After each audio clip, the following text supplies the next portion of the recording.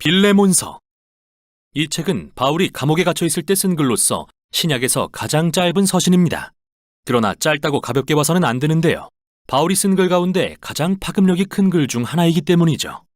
이 서신의 세부 내용을 종합해보고 알 수 있는 이야기의 배경은 이렇습니다.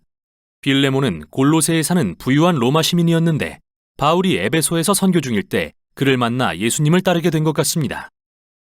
그 후 바울의 동역자 에바브라가 골로새에 예수 공동체를 시작했을 때 빌레몬은 그의 집에서 모이는 이 교회의 지도자가 되었습니다. 당시 빌레몬은 로마의 여느 가부장처럼 종들을 거느렸는데 그중 한 명이 오네시모였죠. 그러던 어느 날 이 둘 사이에 심각한 갈등이 생깁니다. 정확히는 알 수 없지만 오네시모가 빌레몬의 물건을 훔쳤든지 그를 속이든지 해서 무언가 손해를 끼치고 나서 달아나 버리는 일이 발생한 것인데요. 결국 오네시모는 도움을 요청하려고 감옥에 있는 바울을 찾았다가 그 과정에서 예수님을 따르게 되었습니다. 또한 바울에게 사랑받는 조력자가 됩니다. 그래서 바울의 입장에서 이 서신을 쓰기란 여간 까다롭고 민감한 게 아니었죠. 그는 빌레몬에게 오네시모를 단지 용서하고 다시 받아줄 뿐 아니라 이제 종이 아니라 메시아 안에서 형제로 대해주라고 부탁할 계획인데요. 그가 어떻게 하는지 보시죠. 바울은 기도로 서신을 시작합니다. 먼저 빌레몬을 칭찬하고 그가 예수님과 성도들에게 보인 사랑과 믿음으로 인해 하나님께 감사드리죠. 그런 다음 이런 말로 부탁을 하기 위한 준비를 합니다.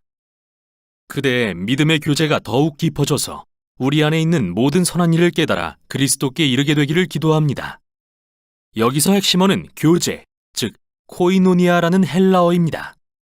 이 말은 나눔 또는 동참을 뜻하는데 둘 또는 그 이상의 사람이 무언가를 함께 받아서 공유할 때 그들은 동역자가 됩니다.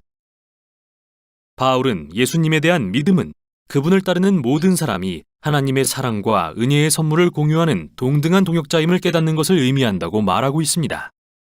바울에게 예수님을 따르는 자들이 경험하는 코이노니아란 단지 생각 속의 개념이 아니라 인간관계 속에서 실제로 행동하는 것입니다. 이제 그는 부탁을 시작합니다. 그는 드디어 오네시모를 거론하면서 그가 감옥에서 자기 아들이 되었다고 말합니다. 즉 바울이 오네시모로 하여금 예수님께 그의 삶을 바치고 충성하도록 인도했고 그 결과 이제 그들은 메시아 안에서 가족이 되었다는 것이죠. 오네시모는 감옥에서 바울을 충실히 섬겼습니다. 바울로서는 이런 그를 계속 곁에 머물게 하고 싶지만 그들이 예수님을 따른다고 말한다면 이 갈등을 풀고 화해해야 한다는 것을 알았죠. 그래서 빌레몬에게 담대히 요구합니다.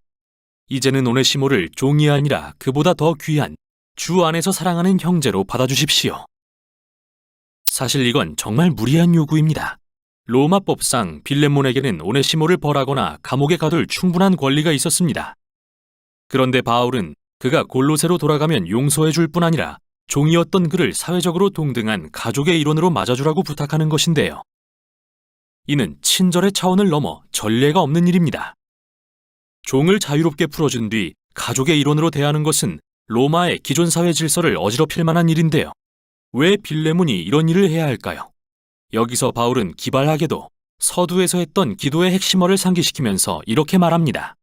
그대가 정말 나를 동역자, 즉 코이노니아로 여긴다면 나를 맞이하듯 오네시모를 맞아주십시오. 그리고 그가 잘못을 저질렀거나 빚진 게 있다면 그걸 내게 돌리십시오. 내가 갚겠습니다.